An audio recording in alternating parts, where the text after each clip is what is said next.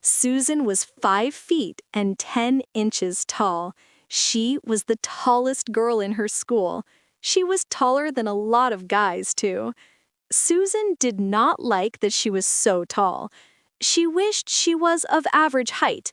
People always stared at her and made comments.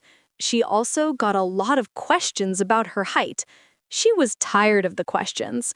She also did not like how she could not wear heels. She thinks heels are cute, but she cannot wear them because she would be over 6 feet tall. Ernest asked Susan to the dance. Ernest is 6 feet tall. He was taller than her, so she said yes.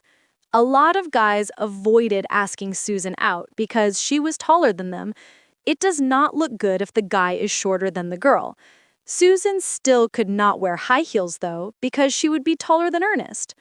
When Susan went shopping with her friends, they shopped for heels and she shopped for flats. A man tapped Susan on the shoulder. "Excuse me, but have you ever thought of modeling?" he asked. Susan shook her head.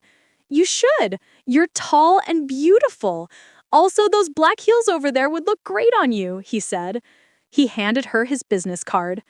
Susan's friends encouraged her to call him back. They also encouraged her to buy the heels.